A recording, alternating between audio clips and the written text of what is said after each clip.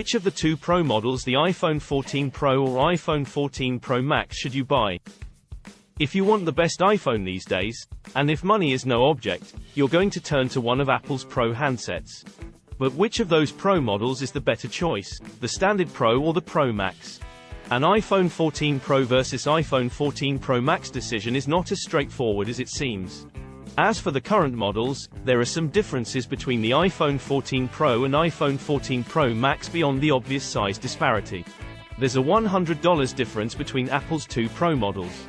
The iPhone 14 Pro currently starts at $999, while the iPhone 14 Pro Max will set you back $1,099.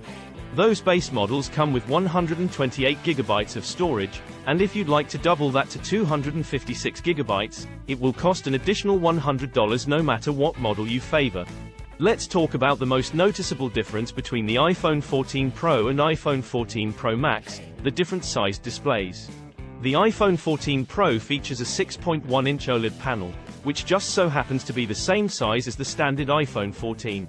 The iPhone 14 Pro Max goes larger, as its name would suggest. You get a 6.7-inch display with that phone. Different sized phones mean different sized batteries. And while Apple doesn't disclose how big a power pack it includes in each phone, teardowns have reveled that the iPhone 14 Pro relies on a 3,200 mAh cell to stay powered up. The iPhone 14 Pro Max has a larger 4,323 mAh battery. While those are the big differences, you'll find more iPhone 14 Pro versus iPhone 14 Pro Max similarities when comparing the two Pro devices. Both handsets uses Apple's A16 Bionic silicon, so you can expect similar performance. The iPhone 14 Pro actually posted slightly better numbers on Geekbench 5 in our testing. Results in the 3D Mark Wildlife Unlimited graphics test were identical.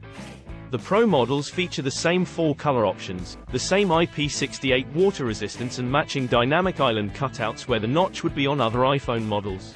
Apple may be looking to introduce more substantial differences between its Pro models this year. Details remain sketchy, but there's a possibility of iPhone 15 Ultra replacing the Pro Max. Like the Apple Watch Ultra, this Ultra smartphone would offer premium features not even found on the iPhone 15 Pro. And it would have a hefty price tag to match. We rate the iPhone 14 Pro Max as the best phone overall currently, so if your budget allows, you should spring for that 6.7-inch device.